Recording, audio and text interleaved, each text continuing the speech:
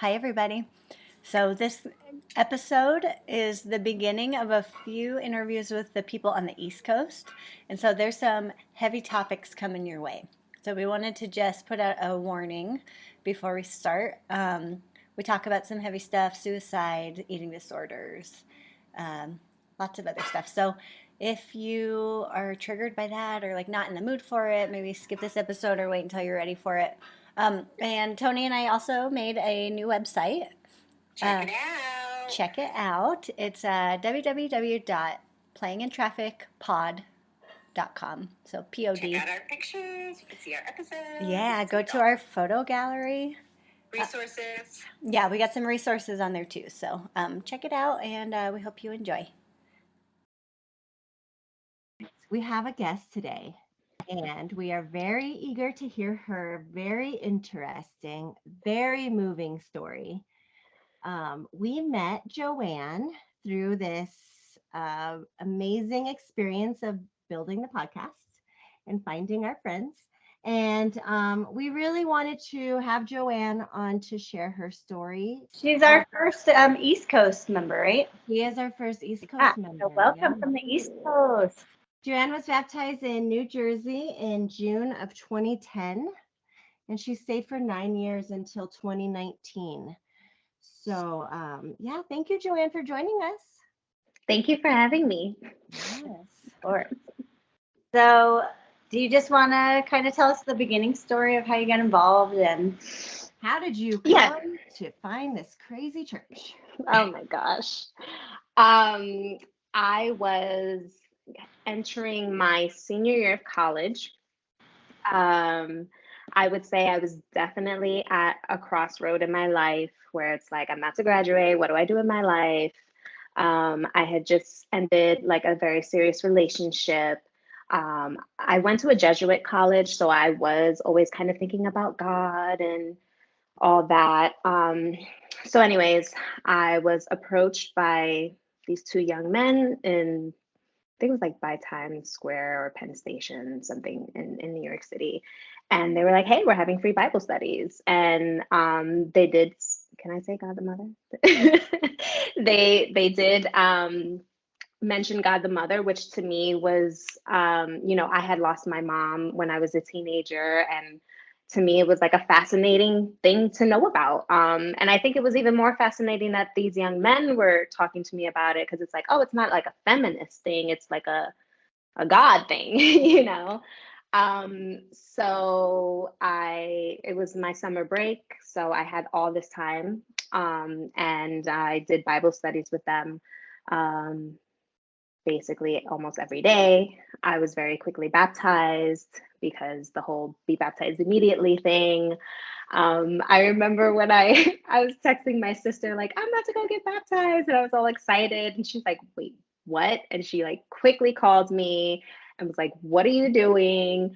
And I was just so like confused by her response. But of course, when I told my the girl I guess I was studying with, she was like, this is a tactic of Satan. This happens to everybody. Whenever you're trying to put God first, Satan, and all of it, for whatever reason, it made sense to me, like everything she said. And I guess I have to mention this because I know people are like, how can you fall into a cult, right?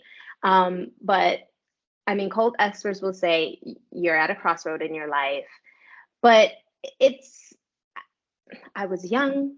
And also like, I don't know, I can't put it into words. Like me, myself, I was always raised to question. I was always raised to understand and like educate yourself. I was never raised in bigotry. It was like, you can love whoever you want to love. Everyone is the same. As long as you're given respect, you should give respect back. But all that kind of went out the door. Like once I started studying with them, because it was like, I have to put God's word first. And that's what I did. And so I basically just kept going for the next almost 9 years of my life. Isn't it crazy how time just flies? Like you just feel like you got baptized and then it's like one day leads to another day, leads to another day. And then you just look back and you're like, oh my God, 9 years flew by. How did that happen? Tony will very often say, like, it doesn't matter if you're smart or like intelligent, talented, like you can get pulled into a cult. And the more that I hear her say that, the more I think it truly is like where you are, where you are in your life, like that crossroads, and not about your intelligence. And actually, you'd have to be more of an empathetic person in order to reevaluate your entire religious concepts at that moment. And so I do feel like if you grew up in a smaller world view, it would be harder for you to meet a new church family and say, okay, like I want to try that. That sounds really great. I think you do actually have to be more of a kind of person that would allow that to happen for you.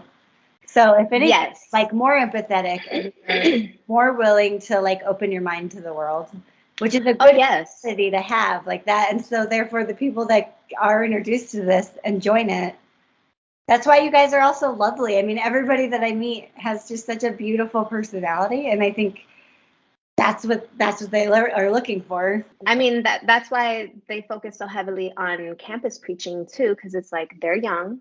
They already have their mind open to learning new things. And that's what I was told to me, like, oh, we should, of course they try to use the Bible as a weapon, like God said, the dew of the youth.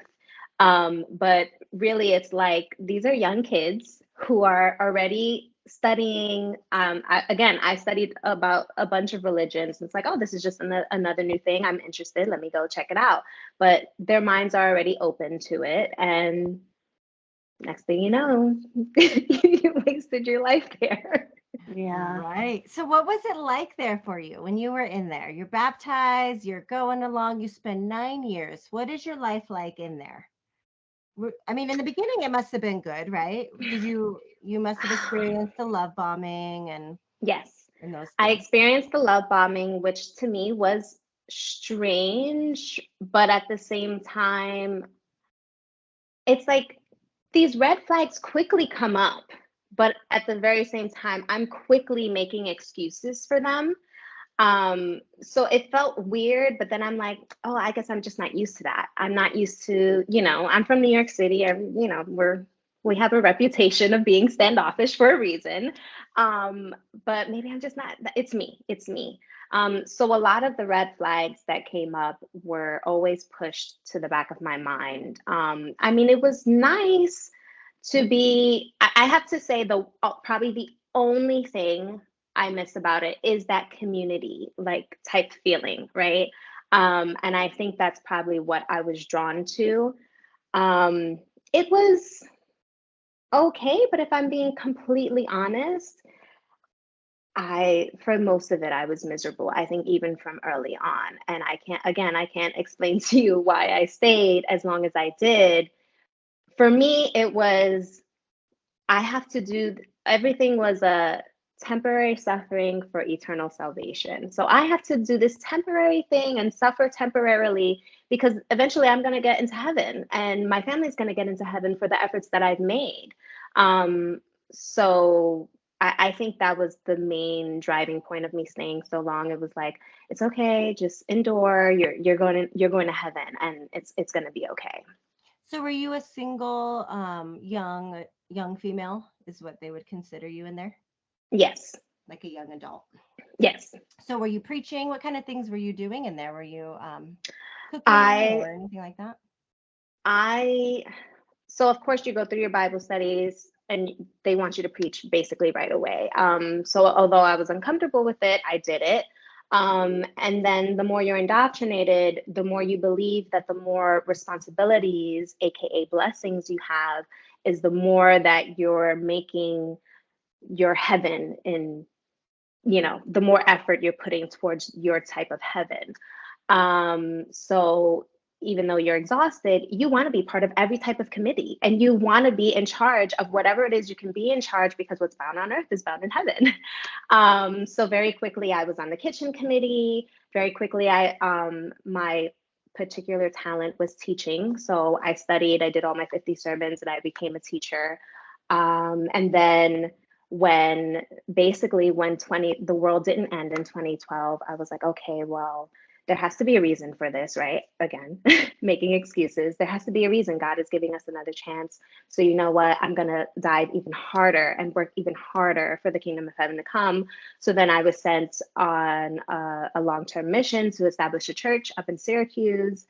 And I was a team leader. And then when you're in a small house church, you're basically in charge of everything. So we were in charge of the kids, we were in charge of the cooking, we were in charge of cleaning, we were in charge of everything. And so I did a lot. Yeah. I feel exhausted for you. So the blessings thing to me sounds like a way to get you all just to do free labor. Is that kind of how they present? Oh, yeah. The more work you do for the church unpaid. Okay, for sure. But Lindsay, okay, Joanne, Lindsay saw a little bit of the video of a play that we used to watch. I don't want to say the name of it. The play, do you know which play I'm talking about? About Yes. you know, the heavenly world and everything. And it was a play that we were, you know, shown over and over and over. I said, what did my eyeballs just witness? What is But that's what we were taught, Lindsay. And like, so the more blessings that you do, like the more planets you're going to have. And like, you'll have galaxies and stars and like, you'll be in charge of all of those things. And it's really like put into your mind really vividly through those kind of propaganda videos. Well, at the end of that one, Yes. I saw, they said that mother gets really sick when she's preaching and she can't go to the hospital because she spent all of her money on the church. And I was like, yeah, guys, that's not good. That is so crazy that they're just like openly like, she was so sick, she almost died, but she didn't have any money to go to the hospital. And like, that's so, That's her sacrifice. That's the whole That's point. also part of the manipulation too, because Right. they try to make you you feel bad. Like, look how hard she's working and she's God. I'm the sinner. I'm the one who's supposed to be working. I have to work harder. Can I ask you about 2012? Because, you know, that's put kind of a hot topic is, you know, we know that they were teaching that the world was going to end in 2012. And right before 2012, a lot of the churches were given like missions, you know, to spread the news that Father was coming. Did New York Church do something similar to that? Or over there on the East Coast, did you guys do something like that? Yes. So it was like, okay, it's the year 2012, Father's coming. We have to prepare the world to know, right? We have to save as many souls as possible. So we were instructed at this time, although I was baptized in New Jersey, at this time I'm in the First Manhattan Church. And basically it was an announcement that we need to reach out to the news and the media and just get this message out there. And you, in preaching in downtown Manhattan, you meet all types of people. So I actually ended up preaching to someone who worked at Channel News 12.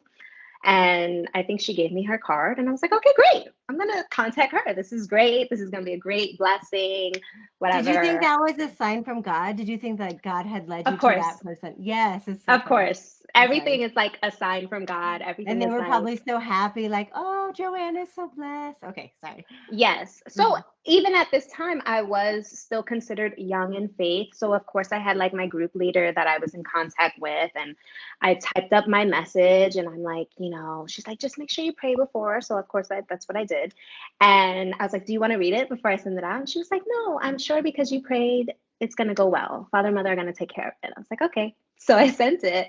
And then afterwards, I sent what I sent to her and to the pastor. And I was really so proud, right? But I'm pretty sure I sounded like a crazy person, talking about the end of the world, talking about, you know, the seal of God, and North Korea at that time was like testing missiles and whatever. And this is all happening for a reason. And because Father's coming. And well, I remember it was a third day service and my phone is blowing up and it's the pastor. And he left me this voicemail just basically berating me that I did such an evil thing, that I was so wrong to say the things that I said. So to me, I'm very confused because I'm only telling you what you're teaching me, what we all believe is true because it, quote unquote, it's said from the Bible. So I didn't understand. But apparently he didn't like the way I worded it, about speaking about North Korea or whatever. I'm like, but you guys are teaching this in your Seal of God study. So if that's not what you didn't want me to say, don't teach it in your Seal of God study. Right. So he was very upset, and my punishment for doing what I was told was to be sent to the Queen's Church, because from my understanding at that time, I don't think it is now, at that time, the ones who were at the Queen's Church were considered the quote unquote rejects.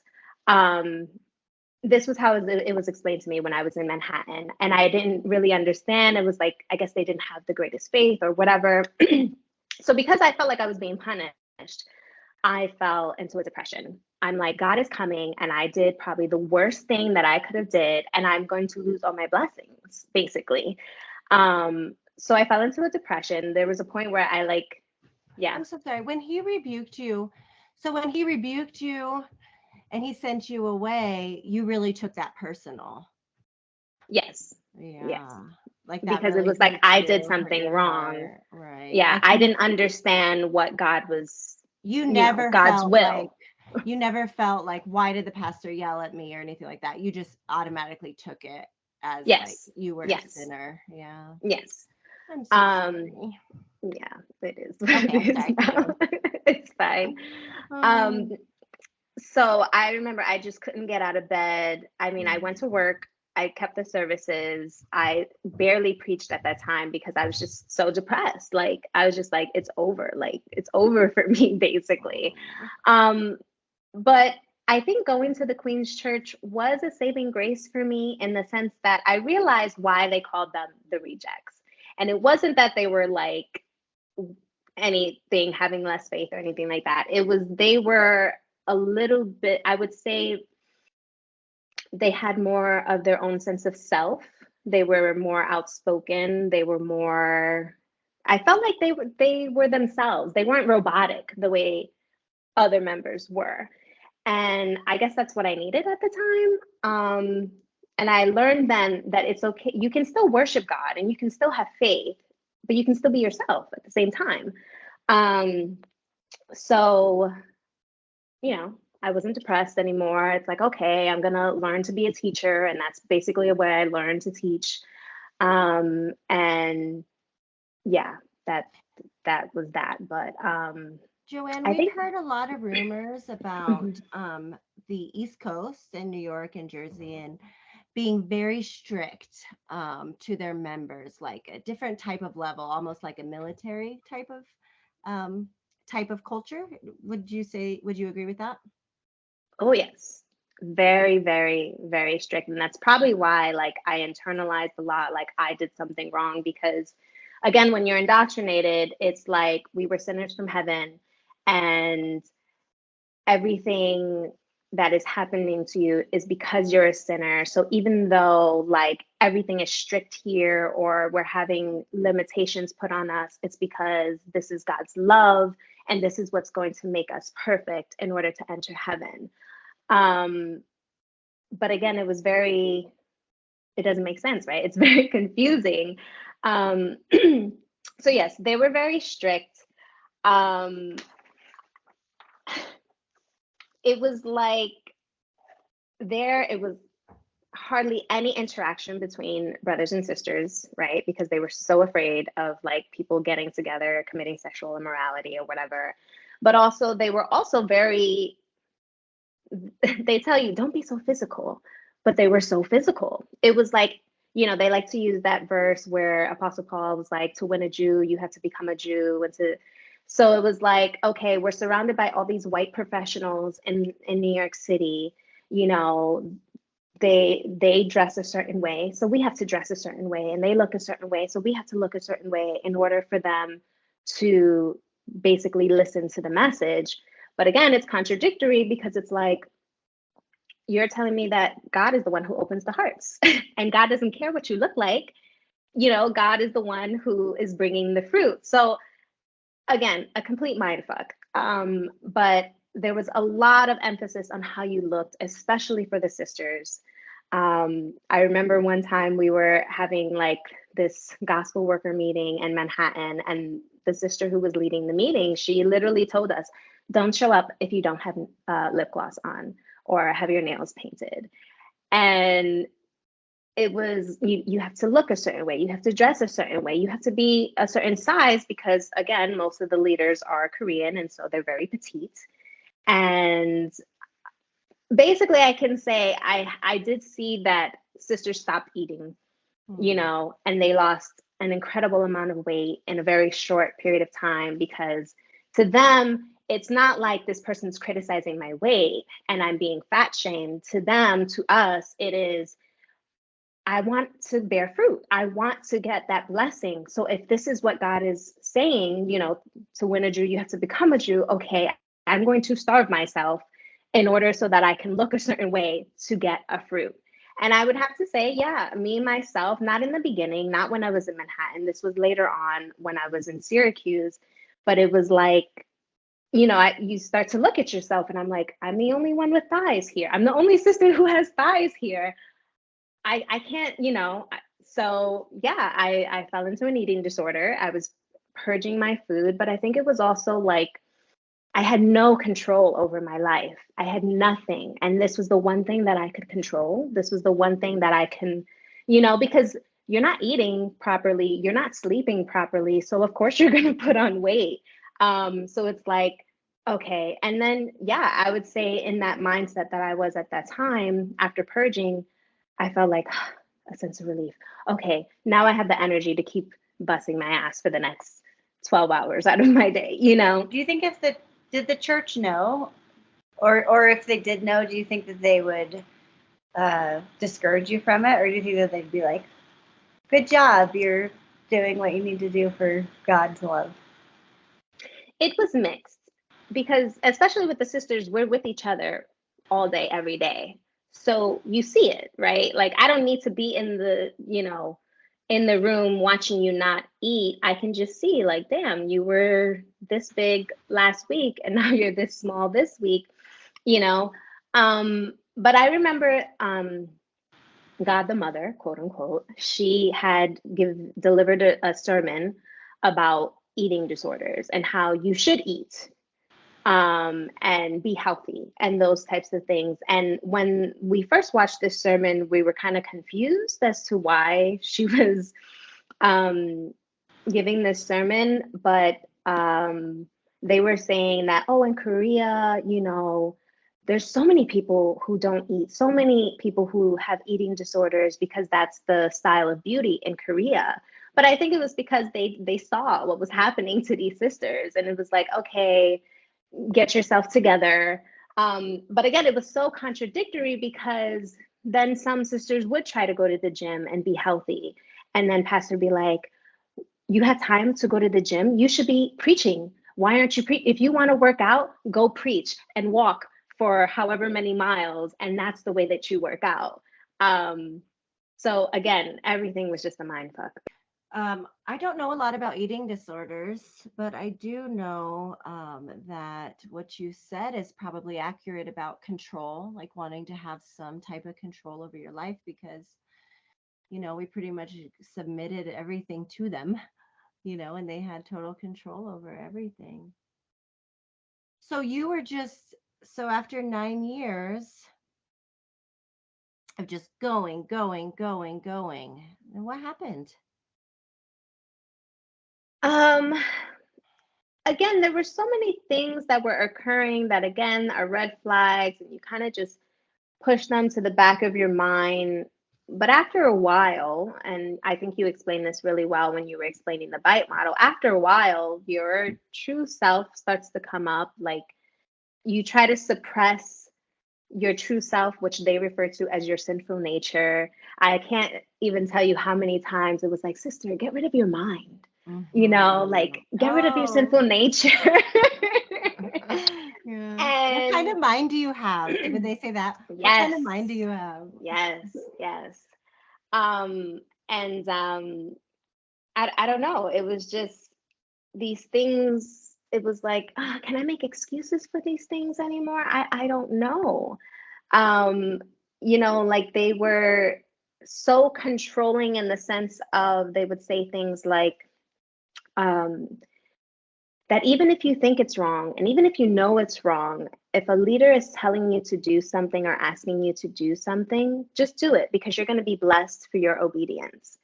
But again, for me, as a teacher and as a team leader, I felt a sense of responsibility over these members. So for me, I think also that was probably why I was so drawn to a religion that was so legalistic, because I feel like whatever, I'm very firm in being just and fair to everybody. But I feel that that is very, very dangerous thing to teach your members. It can be very deconstructive, and who knows what it can lead to, right? So I remember we were having like this gospel worker meeting. This was when I was in Syracuse, and I don't think she was a deaconess at the time, but she was married to a deacon, and she was teaching us about obedience. And she points at her brother. She's like, brother, if right now deacon tells you, here, smoke this cigarette, what would you do? And he's confused. He doesn't know how to respond. And she's like, you smoke the cigarette. And all of us are kind of like, did she just say that? But this is what she is teaching us. And I can see again, it was very, we preached a lot at the university there. So it was a lot of college kids. And I can see in their mind, they're like, yeah, this is right. This is what we should do. And I just felt compelled to be like, sister, I think you got that wrong. I think in that instance, I would probably call pastor and let him know, and then he can speak to the deacon. But because again, we're being taught that if you smoke, you're desecrating your body. It's no different than sexual immorality. So what we're being taught and what's in the Bible and all of that is just directly pitted against one another. And again, it makes you not have any like trust in yourself, like, do I really understand obedience? Do I really know how to behave in this type of situation? Also, like, And that would have been after you had emailed the news reporter thinking that you're doing this great thing, and so you probably already felt a little bit like you weren't understanding what they were teaching. yes. Back to just that out of curiosity, did that person ever email you back or like call to do an interview? No, because again, I think I sounded like a crazy person. Dang. Yeah. But again, and I think that's why I struggled internally a lot, because it's like, also as a teacher, it's my job to understand properly so that I can teach properly. Curious, did you enjoy teaching the Bible? I did. Yeah, some people really enjoyed it. Mm-hmm. Yeah, it was a fulfilling experience, to feel like Yeah. you were teaching people the way to salvation. You Yes. felt like you were God's angel doing God's work, holy Yes. work. It's very Yes. serious. So, But frustrating. I imagine that is so frustrating to be searching for that intellectual connection and not being able to find it and feeling like something's wrong with me that I can't figure this out. Not that it doesn't make sense just as a doctrine. Like that's what was really happening, was these pieces don't fit together anymore. Being gaslighted and all these other things. The lesson makes sense. And Yes. when you get to that level, then the teachings of it's your fault. Yeah, it was, like I said, it really took a toll on just my whole mental. Because then even after 2012, when a bunch of people left because the world didn't end, there was this teaching of, you don't know who's a true brother or a true sister. Even in Zion, there can be false brothers and sisters. So then at that time, even more so, we don't trust one another. And I think they do that to make sure that we're not being close with one another and talking to each other about all these red flags that are coming up. I think if, members did get together and talk about that, they called it bad yeast and gangrene. And if, you're bad yeast and you have gangrene, what do? You got to cut it off. So I forgot about the yeast. I forgot about how they talked. Because, there's a verse, I think, in the Bible, right? That Jesus talked about like a little piece of yeast Yes, that it makes could its like way through ruin the the whole thing. whole batch. Yeah, yeah, Yes. yeah, yeah. So Oh, it's like like that's if what we there's this got. one bad brother or sister, they have to be cut off. And that's why, like, when people leave, they don't hear back from the members. They're completely cut off because, Was there and a lot of again, tattletaling also in the East Coast? Like members telling on each other? People would tell the group leader, people would tell the deaconess or the pastor. oh yeah, definitely. I was listening, to Amani's interview, and she was so sweet. She was like, I wouldn't tell that sister's secret.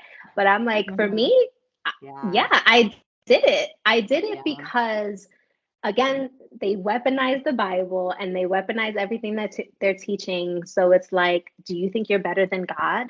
You Mhm. have to bring it to the leaders so that it can be brought to God, and Yeah. then God will take care of it. But if you keep it to yourself, it means you think you're better than God.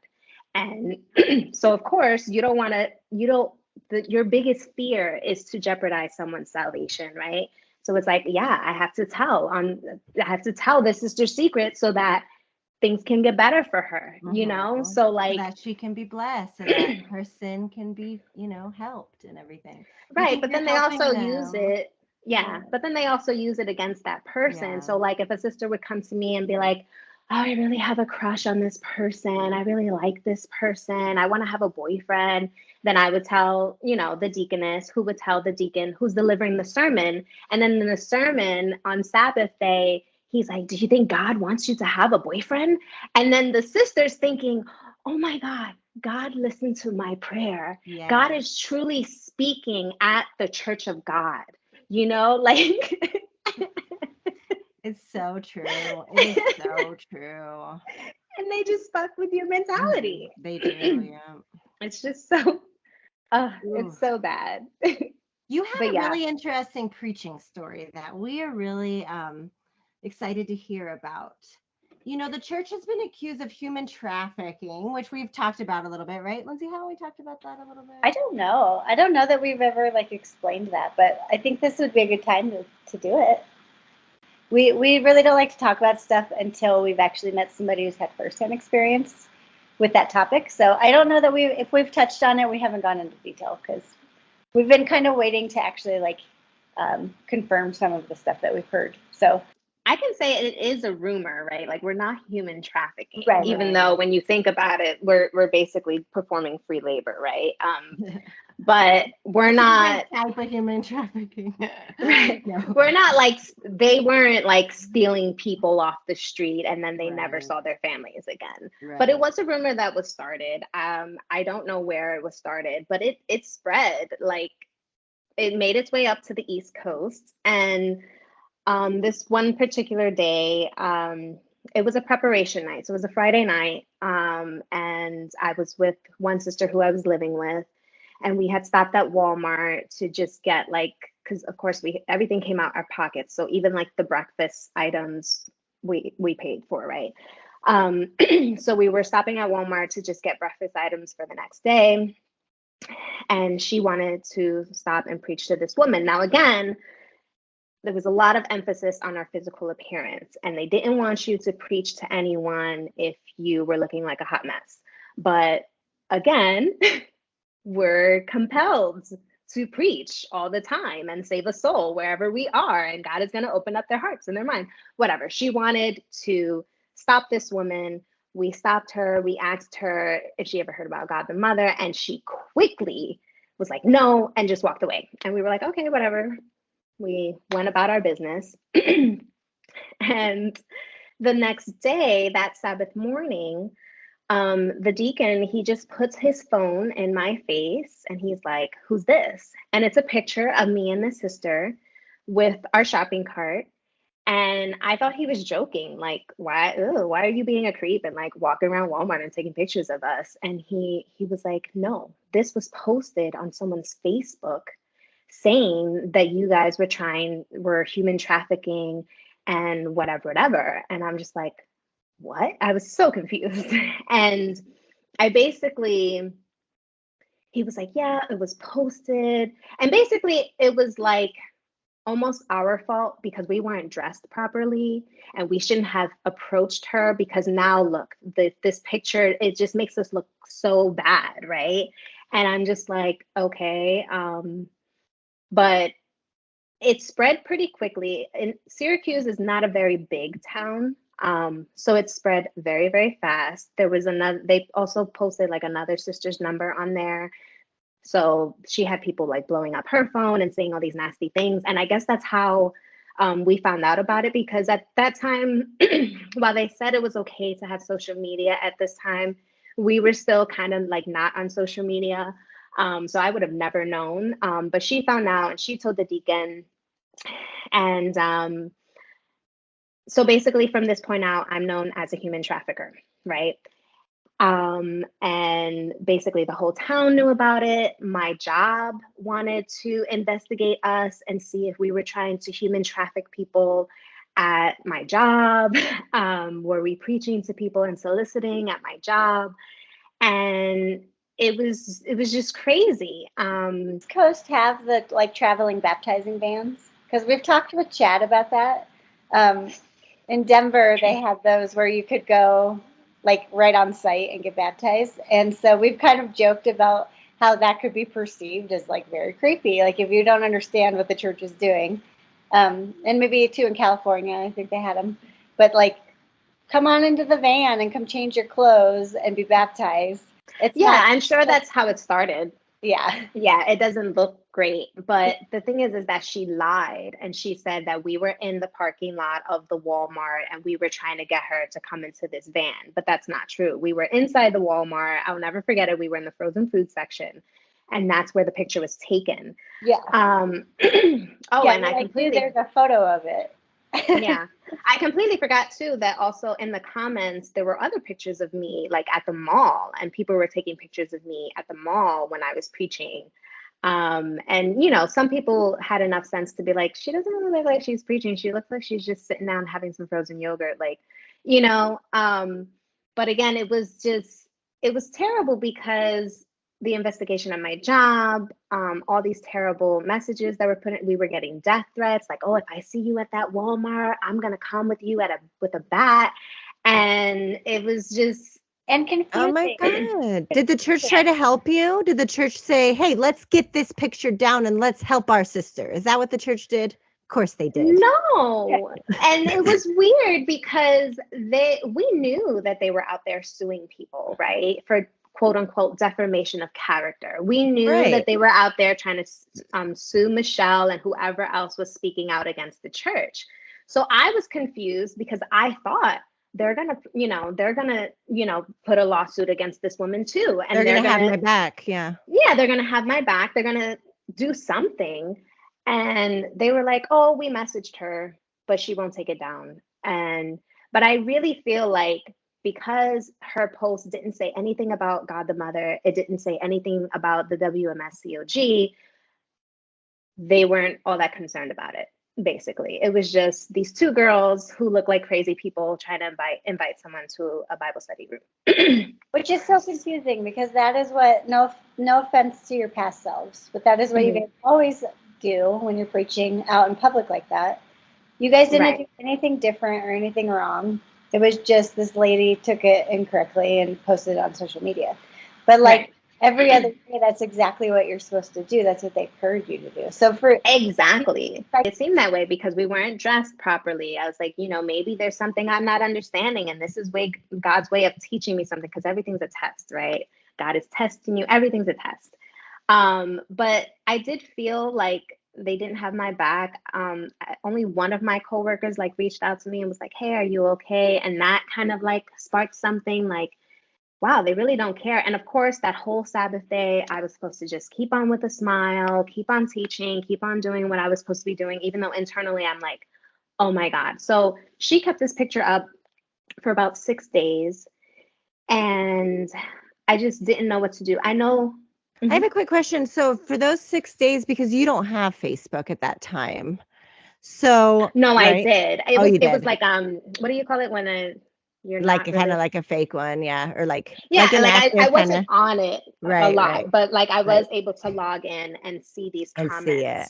And the sister that I was with, she read a lot of the comments. Like I knew enough to not read the comments, but she was also Right. younger and she read it. And I think it really got to her and she was having like panic attacks. I That's think we were both scary. like talking about it and we were Yeah. like, It is. why isn't the church doing Somebody anything? could follow you or Yeah. something, or like if Yeah. they have your face and they had phone numbers and stuff, like Oh that's really yeah, scary. well, that's the thing. Someone did recognize her and put like her first and last name, Oh, put where she worked on there, so it was really bad. Yeah, and so I just didn't know what to do to get this picture down. And I do have to say that the whole at this point I was probably in the church 8 years. Even though inside I was like depressed, I was overworked. Whenever I spoke to my family, it was like, oh, everything's great.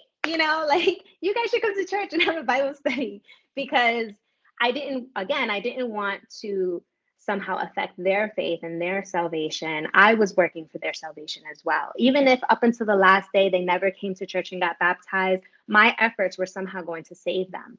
So, of course, I always painted that I'm doing okay, I'm great, and all these things, but I just couldn't like hide it anymore. And so I called my older sister and I'm crying and I'm sobbing and I'm like, I'm so sorry because I don't mean to bother you. And, I didn't want you to think badly about the church, but this woman posted this picture of me and she said these things and my job is, like threatening me. And I don't know what to do to get her to take it down. And she was just like, for me, I think I didn't think that she would step up because I basically had, really rejected my family for a really long time. Like it wasn't like I was talking to them every day. I was just, talk to them once in a while. It's like, oh, you don't want to come, then fine, you're Satan, So I really kind of like put them on the back burner, and I do feel like I abandoned them. I know, like, I feel like I probably abandoned my younger sister, and she probably felt that way too. Um, so I just didn't expect them to show up. But what I have to say to those who may be thinking about leaving and maybe feel like, oh, my family's going to reject me, no, they're going to be there. Like when you least expect it, they're going to be there for you. And so she's like, oh, yeah, don't worry, I'm going to handle this.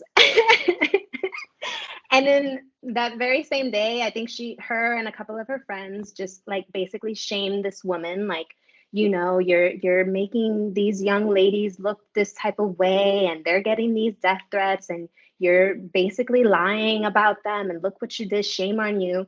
And she oh eventually took it down. yeah. Yeah. Yay, go sister. That's Yeah. awesome. Yeah. That's awesome. It was, and I think it was something that needed to be done because here's this church that says we're your true family and we'll always be there for you. And they were not.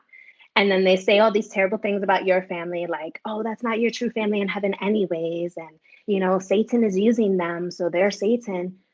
But they show up. She was there. Like, it didn't matter that I hadn't been in contact with her. It didn't matter that I basically missed the birth of her first child and all those things. She was there for me, That's because we love you Yeah. guys and we miss you.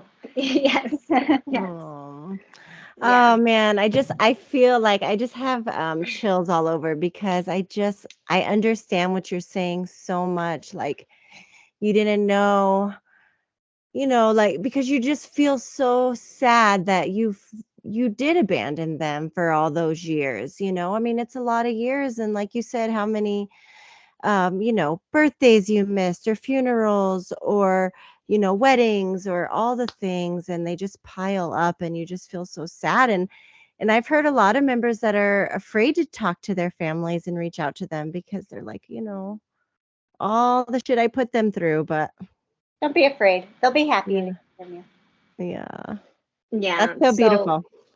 yeah. But when I left in 2019, I still thought that this was the true church, right? I had just basically given up on myself and just felt like I was never going to be good enough for heaven. Um, so it still took me like another year to know that I was in a cult. And once I came to that realization that I was in a cult, I did reach out to my younger sister and I was like, I'm so sorry because you guys were right and I abandoned you. And, we had a really long talk and she was like, I'm just happy that you're out and you're happy. And, she forgave me, which was great. But I still never really got around to having that conversation with my other two sisters that I'm really close with. Um, so I just wanted to let them, this would be like my coming out story to them, to let them know, hey, you guys, you were right. I was in a cult. But I'm really, really so thankful for all of them for being there for me. I mean, and I'm sorry to go there and be so dark, but there was a point where I was like, I'm going to kill myself because there's no point of being in the world, right? I can't go back to the world, but I'm not being successful in obtaining salvation. So I should just kill myself. And that was really my thought process at the time. But I don't know. I think when I was in Syracuse, I was like, you know what? First, let me just ask, my sister if she'll let me move in with her. And then I'll just try and start over at a different church. Maybe it's just this environment. And I was like, but if she doesn't let me go live with her, I think I'm just going to off myself. And Oh, I'm she so did. She was like, sorry. yeah, come. I would love to have you Yeah. come. And Oh. I don't think she realized that she saved my life just by Mm. being there. So, Franny, you saved my life. Diane was always great. She never really persecuted me. So I think she was always like very sensitive in that way. And not to use that term persecution, but she never was hostile, like, oh, you're in a cult. I think she was always concerned for me, but she was always like, okay, well, you want to come over for Thanksgiving or something? And so we always kept like that open communication with one another. So That's um, beautiful. That's yeah. perfect. And then, Mercy forgave me and she loves me. So I love you guys. Wow. Good job, sisters. Isn't that, I'm like crying. Yeah. Isn't that so beautiful? Sisters are just so amazing. Thanks. And it sounds like they Yeah. did all the right things, they were just there for you, and they were just patient and they waited, and God, it must have been so frustrating for them, but it paid off. And now It look at did. you. Yeah. That's a really common thing when people leave these mind control groups. Of I mean, of course we're course, confused. Of yeah. course we're in a limbo. We've, spent all these years being told, these really scary things. So it's totally natural and totally normal, but And that sucks because but that is a so whole totally scary. place to be in. So, if Yeah. anybody is feeling that way, we do have a new website and we have a resources page. Oh, that's We true. forgot to mention That's that. awesome. We do have. We're trying to like create a community where you don't have to be in that space alone anymore. So go to the resources page. I mean, we're gonna keep adding stuff if anybody has anything that they think we should Yeah, add. Joanne, we are so lucky that we had our sisters. Can you imagine? Because there's, hundreds of people out there and they may not have any family, and Yeah. that's what really breaks my heart. And I think that's why a lot of people probably don't leave either. Yeah. But that's what I mean. Like, you never really know until you try. Like, if I didn't Right. reach out to her, I don't, who knows where I would be. Right. But it was a huge surprise to me that they were still there for me. Yeah. Wow. Yeah. No. Yeah, but no matter what your situation, you're not alone. We have a great community outside. Yes. All Okay. right.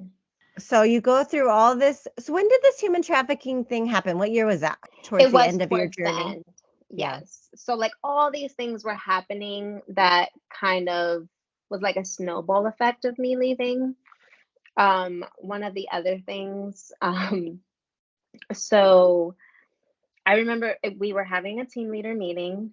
I didn't leave the church probably till like 1 in the morning. I didn't get home till 1 in the morning.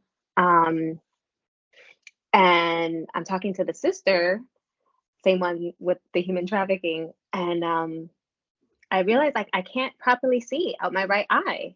And I'm thinking, I'm probably just tired. Like, let me go take a shower, wash my face, go to bed, and I'll be fine in the morning. But in the morning, it was still there, like just like the very center part, like like when you rub your eyes and you see like spots. It was just one spot in the center of my eye. And in Syracuse, it snows a lot. So it was a snowy day. I think it was right after the new year. And it was terrifying trying to drive to work because of the snow and everything's white and then just this black spot. But I made it into work. And I was like, oh, okay, I think I should just call my eye doctor. So he told me to come in. So I actually called up the deaconess, who was like the church leader, and asked her if she could drive my car, and she was nice enough to do so. And my eye doctor's freaking out. He's like, we're gonna send you to the eye specialist. So they sent me to the eye specialist, and he's like, oh, you had a stroke. Oh, And they said it just so nonchalant. You had a stroke oh my and you're gonna have God. permanent eye loss. This is what was told to me. And I'm freaking out. And again, the very natural thing was, what did I do wrong? Why is God allowing this to happen to me? It must have been something that I did. So I'm trying not to cry in front of this deaconess, right? And I have to go to the emergency room. And basically, I'm admitted, and they have to figure out why I was in my late 20s, why this young, healthy girl had a stroke. And again, I don't know if it was you, Tony, that mentioned it, like when you had to go to the hospital and they're asking, like, have you been under any type of stress? And I'm like, no, everything's been fine. Like, What the hell is wrong with us? Like, no, we were not fine. right, like I just Obviously. got home at 1 a.m. from a I know. freaking meeting. Yeah. But you don't So, even know. Like, you yeah. literally cannot even imagine telling the doctor that. Right. Okay. Like, how is he going to understand that I got home Right. from a team leader meeting at 1 a.m? Right. He's like, have Right. you been under stress at work? And I was like, oh, no, but maybe. Anywho, so I had to be admitted for 5 days. And I think this was actually a Friday when it happened. So I had to keep Sabbath service at the church, at the hospital. So I basically had to like text her, like when you're not at the church, they make you read like from one of Aunt Ho's books or something. So I have to text her when I'm starting, when I'm ending. I'm literally sitting on my hospital bed with my veil. And like the doctor interrupts, he doesn't even care that I'm worshiping God at this moment. And he's like, let's take your vitals. I had your Oh veil. my gosh. Awkward. Yeah. But it was a vacation, let me tell you, where it's like, although I'm hooked up to this EKG, they stuck tubes down my throat to take a look at my heart, all that, but it was a vacation. It was so nice to just be able to lay in bed and like, in between the services, I'm like watching movies on my phone. I'm like, I haven't done this and I can't even remember how long. And it was truly like that detachment that I needed. And, basically they were like, you're really healthy. There's no reason why this should have happened to you. There's no, like, they couldn't come up with a reason of why this happened. Thankfully, my vision got better. I can see through both my eyes now. Do you feel like your body just broke down I think so, yeah. after all that time, stress, pressure? It just because came to my all of head. this was happening at the same time. The human trafficking thing with my job and all that, all of this was happening at the same time. And it was just, I think my body was like, you need to have a break. So this is what I'm going to do so that you can have a break. So with that, the thought was more so like, I need to move back home. I need to be closer to family because, I was 5 hours away from any of my family members. And of course, my sisters wanted to come up, and I was like, no, I was really embarrassed by like the way that I was living, because it was us sisters all living in this one apartment, and it wasn't like I had a mattress on the floor or anything like that, but I just knew it wasn't up to their standards, and I didn't want them questioning like, why is it like this here? Why do you have to live with all these girls, like that type of thing. So I was like, no, don't come, it's okay. Mhm. And I was always trying to protect the church. That, I don't know, I think early on when you're indoctrinated, it's just like a natural thing that you protect the church. You make it seem like your life is perfect and everything is fine and all that. But I was just like, okay, I need to move closer to family. The whole human trafficking thing I called up my sister. She's like, yeah, move down. So I still like went, I was still at some other church. I think it was, gosh, it was somewhere in Nyack, New York. Um, Nanuet, that was it. And so they're very close to the head church in New Windsor. Um, and there was a missionary there, and I met him. And it was also very strange to me that this was the first time that I'm meeting someone that I thought was actually humble. He seemed like a very humble man. And I was like, damn, I've been in this church so long. And I think this only real humble person I've actually met. And I think that was saying a lot to me too. A whole bunch of little things. Like a friend of mine reached out to me on Facebook from I knew him in like middle school, and he's in the military. He's traveling all over. And he's like, so are you happy? And I don't know why it hit me like so hard, just him asking me that question, am I happy? Because I couldn't answer truthfully. I lied to him basically, but internally I was like, no, I'm not happy. I'm really not. And I'm supposed to be happy because I know the way to heaven. I have salvation, and not everybody can say that they have salvation. You know, like I'm supposed to be happy. I did also forget to mention that when I was in the hospital, the sisters did come visit me. Again, I was admitted Friday, and then they obviously kept the Sabbath, and so they came that Sunday. And I later on discovered that one of the sisters was kind of jealous that everyone had come to the hospital to see me. And it was because the year prior, she was in the hospital because she had given birth. And we wanted to go visit her. But basically, the deacon was saying that we didn't want to encourage that type of behavior, aka having babies. So we weren't allowed to go to the hospital to go visit her, and only her team leader was allowed to go visit her. Now, her birthing process was like she had a very hard delivery. And I think at the time, of course, I was annoyed. I'm like, I didn't ask to be in the hospital, you know, but then later on, I think about it, and it's like, she had a hard delivery. She's also thinking the same thing. Like, you're supposed to be my family. It would have been great to have your support there. And she didn't get that support that I'm sure she was expecting. And so she was hurt by it, and she basically was jealous that these sisters had come to the hospital to visit me. And it just reminded me that, you know, once again, there's just no human connection in this church. Excuse me, I burped. There's no human connection, you know. Like, I remember that when sisters did get pregnant, they would be so sad, like, because I'm sure they felt that shame in the church, like, how can you have a baby when God is coming?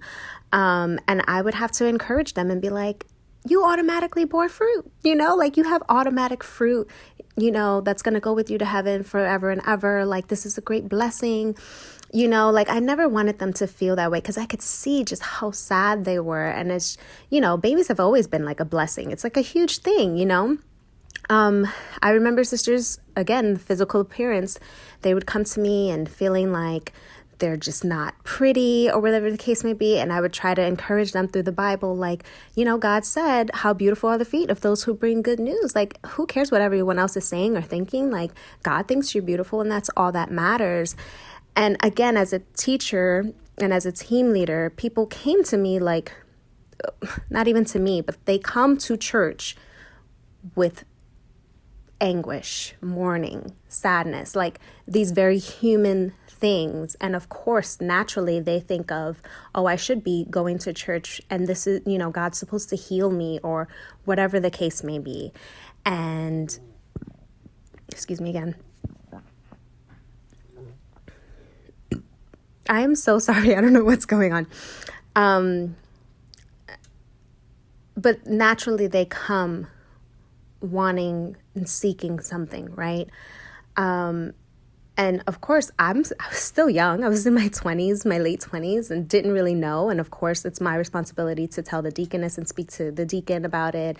And they would be like, oh, well, just tell her to get over it. Like, is it important for her salvation? Like, why does that matter? Like, it's not important. Does it pertain to her salvation? Then no. Like, but it's like you can't say that to someone who's clearly going through something. And there's just no understanding, no human connection. And again, it always confused me because they like to use that verse in the Bible where it's like God came to share in our humanity in every single way.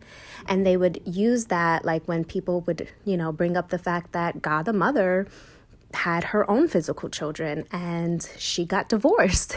And so when those things started coming up, they justified it with that verse. Like, of course, she had to have children because she had to understand when other sisters have children.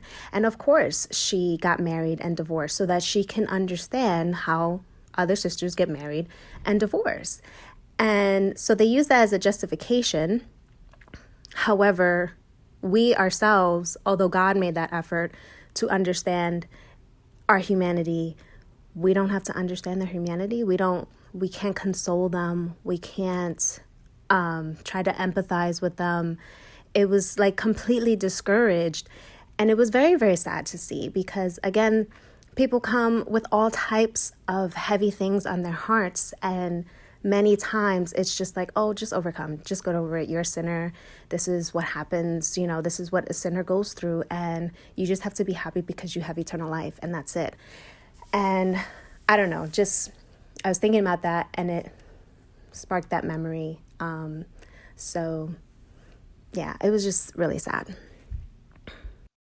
So I think at that time I was really trying to like not be a team leader, not be a teacher. Like I told them like, no, I think I just I wanted to just be like a regular member. I wanted to be like a law keeper, right?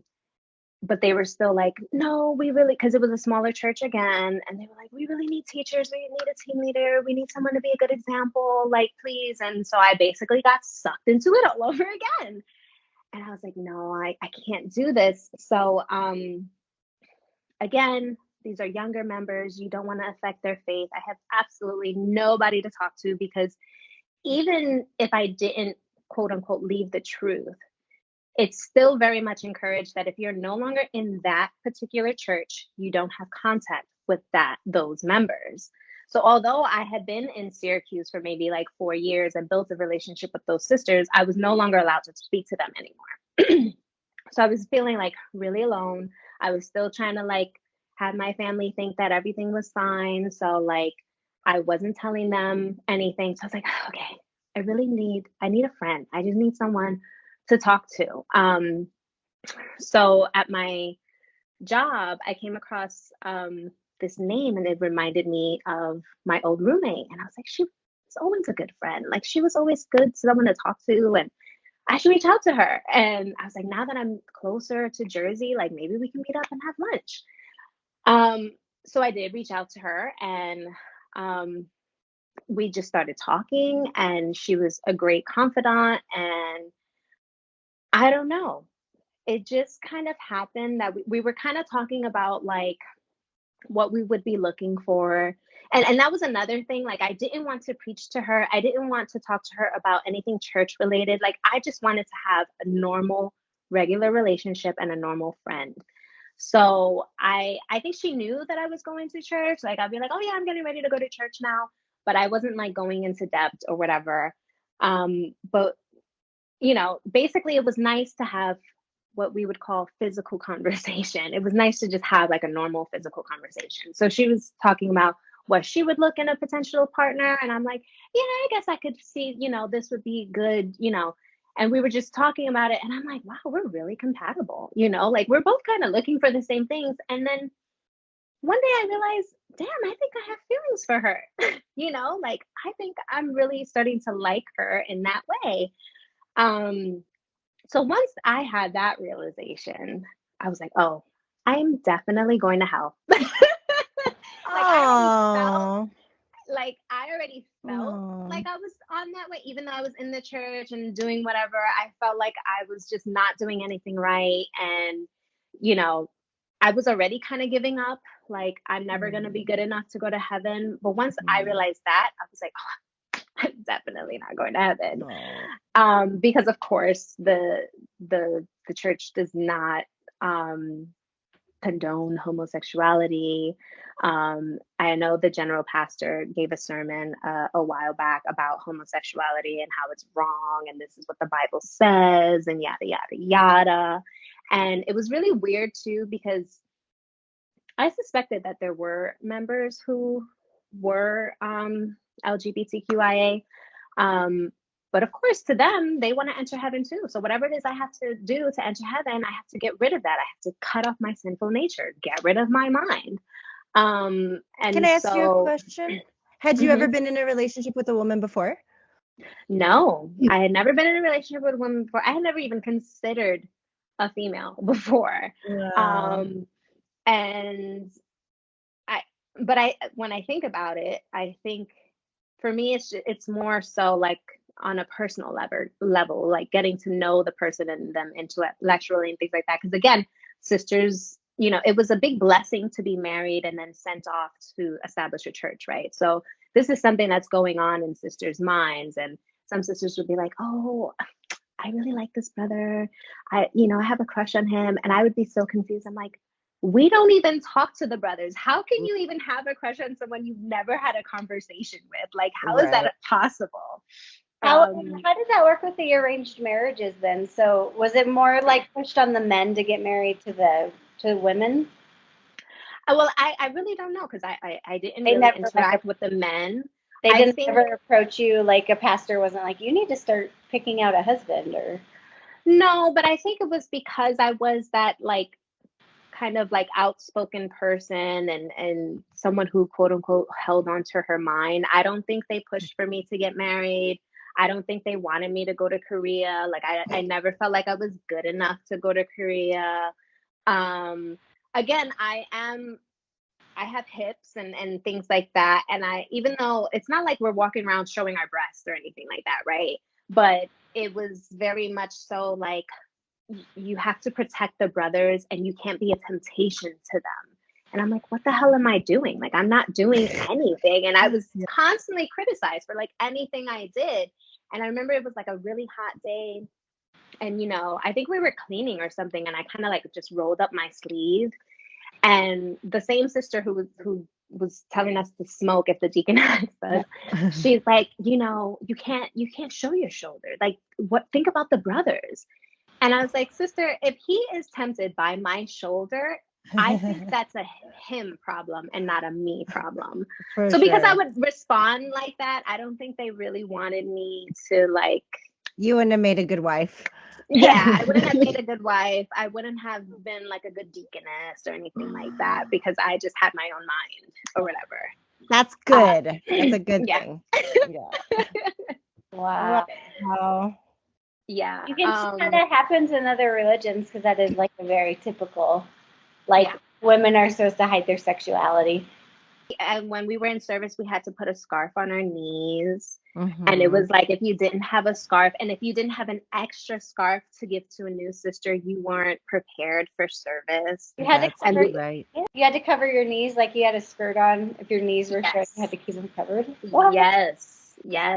You couldn't show your knees. Wow. Except we were encouraged to wear these pencil skirts as opposed to pants. So it makes sense. Like, then let me wear pants.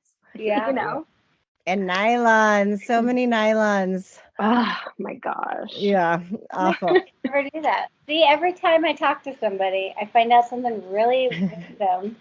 Yeah. That adds like a mental image to it of you guys sitting there now with scarves over your I know, but hold on. I want to go back to her love story. Sorry. Okay, so then this rant right now. So then you guys just like reconnected and so did she help you through, coming out of the cult? Well, first I had to like awkwardly be like, hey, I think I like you. Right. And she was like, hey, I think I like you too. And I was like, okay, cool. So at this point, it was like, okay, I definitely can't go back there because I will never be accepted in this church. And who knows if they'll even let me keep the Passover, right? Um, so I had stopped going officially in March of 2019. You know, we started dating pretty quickly, and I told her, like, and even afterwards, when I told my family I wasn't going back, I was like, you know, I still think it's a really good church. And if you guys want to go and get baptized and keep the Passover, I would encourage you to do so.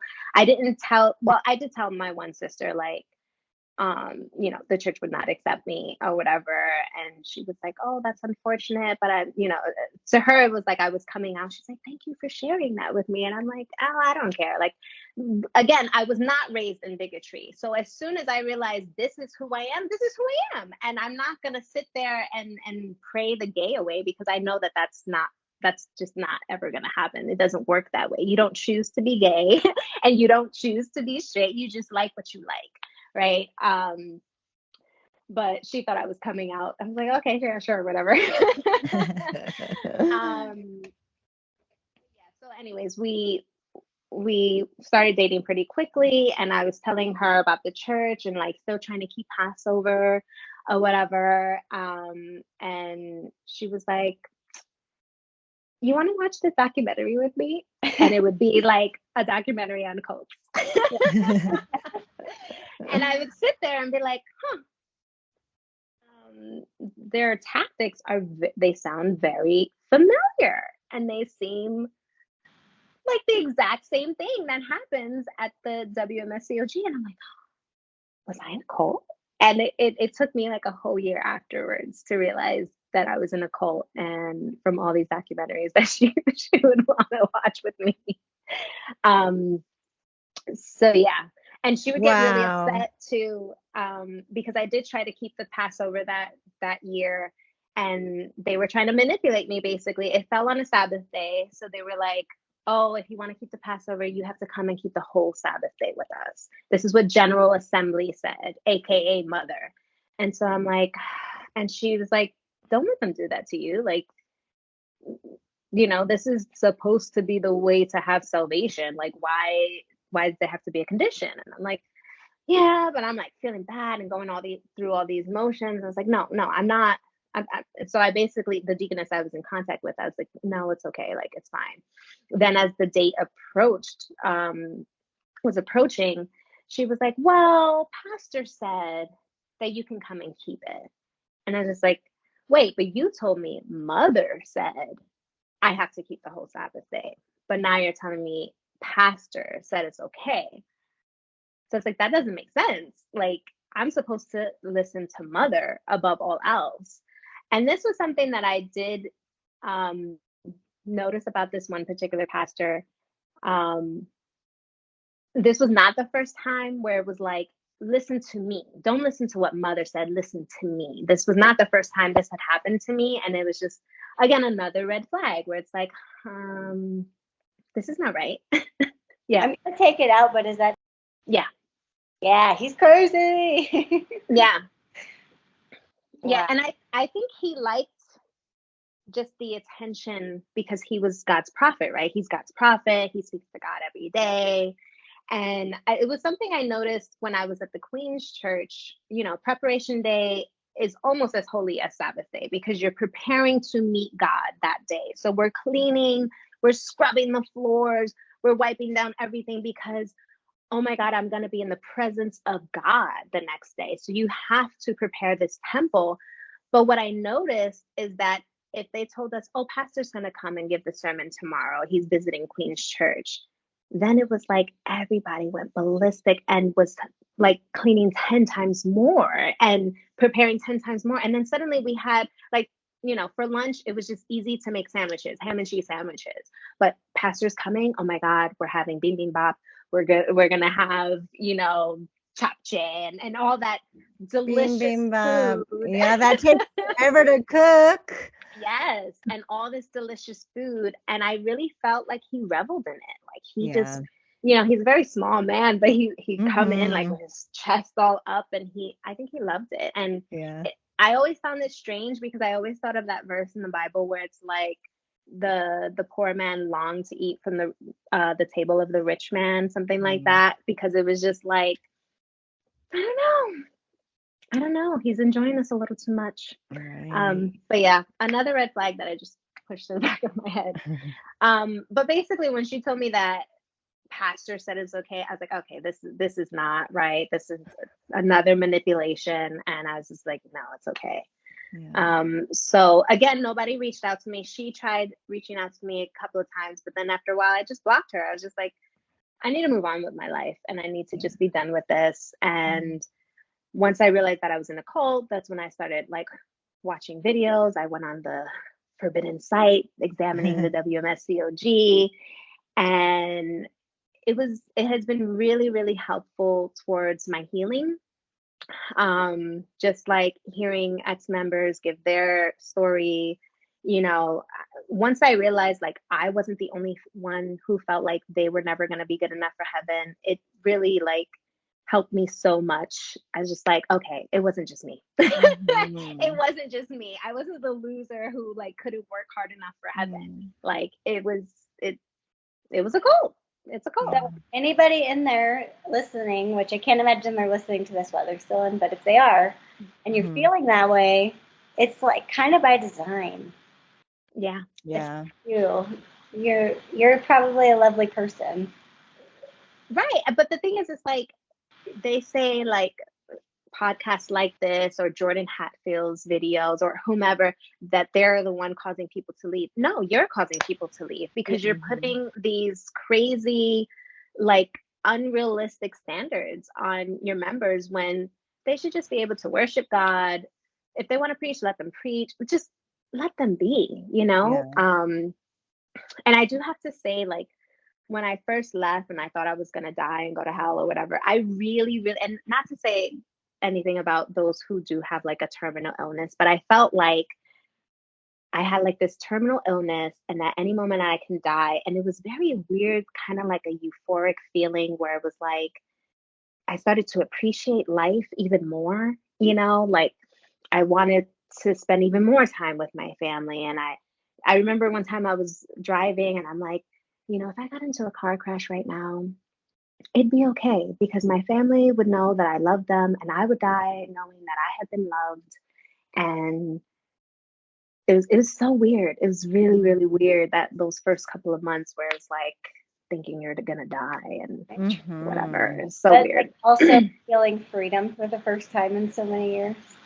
So yeah, but you really just don't know what to do with that freedom. Yeah, it's actually really scary. Like freedom is really scary, really lonely. You don't know what to do. It's a very dark place. But look at you now. You are thriving, girl. Yes, I'm thriving. I have a great job and I'm married now. I married my wife and we're very, very happy. We just made 6 months yesterday. Oh, wow. She sounds so amazing. Yeah, she sounds like she sounds like she also did all the right things, being patient, listening and not judging. Yes, she was completely patient and supportive of me. And I don't know where I would be if she wasn't with me to help me through that process. And, she waited that whole year for me to realize I was in a cult. What kinds of things have you found that you enjoy doing now that you're out? I don't know. I just like being with friends and family. I love to shop. Nice. My wife and I, we enjoy like trying new restaurants and trying new foods. We want to go and travel more now that, the world's opening back up. Well, come on our way. Come to Colorado. Oh yeah, she loves Denver. Oh. She would travel there for work and she was like, you have to go to Denver. It's so great. I'm going to take you. And I'm just like, okay, I would love to go. Yeah. That would be amazing. Yeah. And I don't know. Right now, I think I'm just now kind of focusing like on my career. Like, okay, what do I really? Because before you just had a job to tithe, to save money and give to the church. So I think now is like I'm really considering, okay, what do I really enjoy doing? And while I love my job and they pay me really well, I think I I work in academia, but kind of like on the far side of it. I work in an endowment. So I kind of want to be more in the academics. That's kind of been like my focus right now of just, okay, what do I want to do with my life? Like, really, what do I enjoy doing? So I needed to give a shout out also to Marianne, who's been a great mentor to me and also a really good friend. But I have to say, like the church, they're always saying like people in the world, they're controlled by Satan, so they're so evil, and they, you would never have proper support if you left the church or whatever. It's like, it's not true. There are people out there who are genuinely good, kind-hearted people who you don't need to do anything for them. They're just going to be there for you. They're going to be a friend to you, and that's also been kind of surprising to see on the outside. And so I really appreciate that. I appreciate you, Marianne.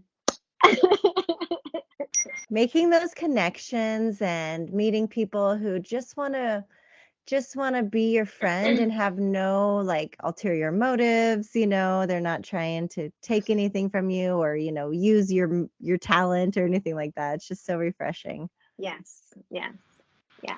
And, That's awesome. And I think it's also important to like take that time to like call up someone that you like. That's something that I really admire about my wife. Like, she speaks to her mom and her sister every day, and I'm just like, it's important to just call up somebody, have a conversation, go to dinner with someone. Like, sometimes we're so busy, we don't have time for that, but it's really good to just make those connections and take that time to like really be in the moment.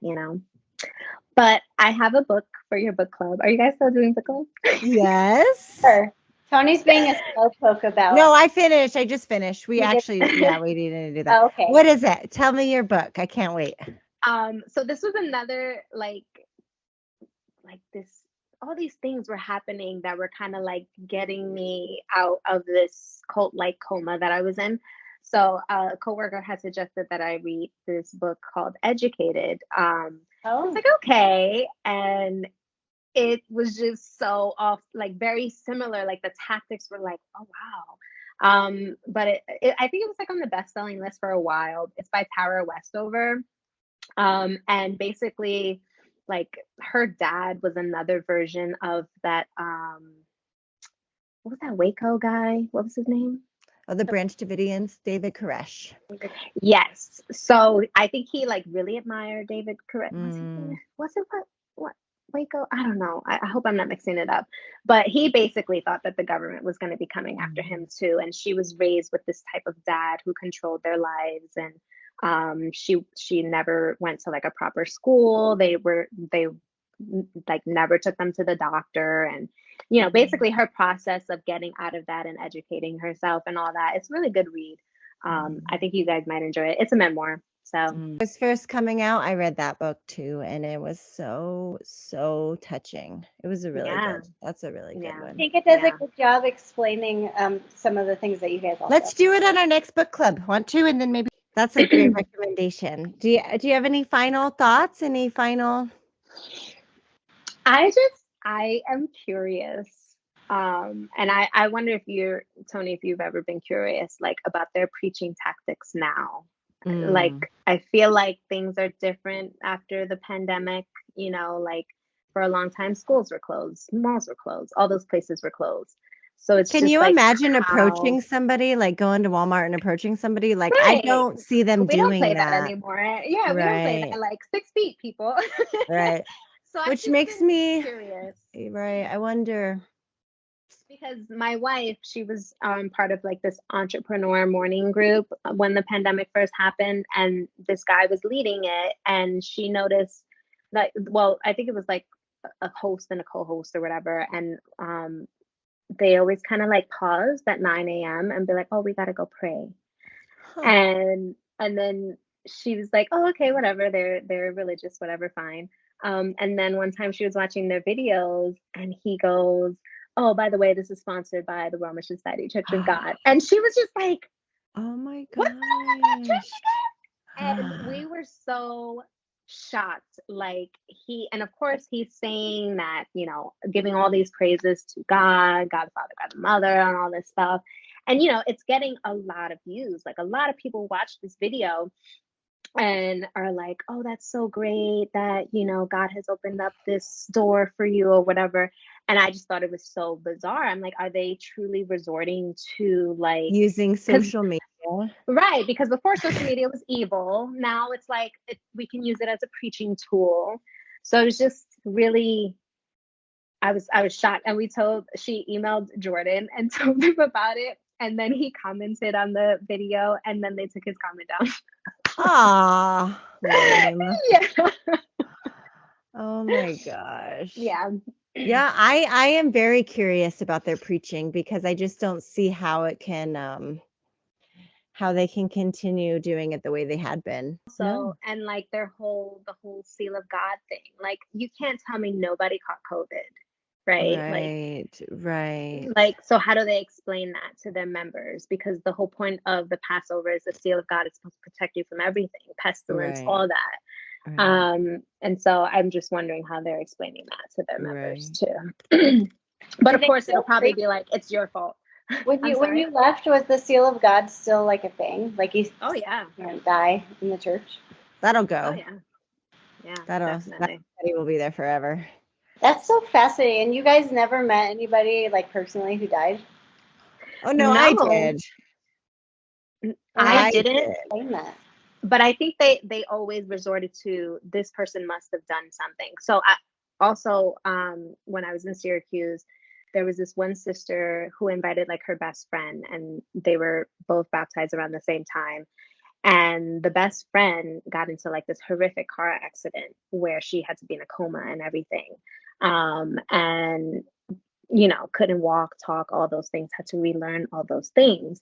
And so then naturally the other sister's like, well, I thought she was supposed to be protected because she kept the Passover. She's, and they made it seem like, oh, well, she must have not had correct faith, basically. Like it was her fault that this happened to her. Yeah. Wow. Oh. See, Lindsay, in the beginning, they told us that nobody had died. But then over, all the time that I'm there, of course, people had died. And we actually had funerals in our church, but we were told that they were the great multitude, not the 144,000, and that we would see them again, So that doctrine, that teaching was sort of changed over time. That's convenient. Yeah. Yeah.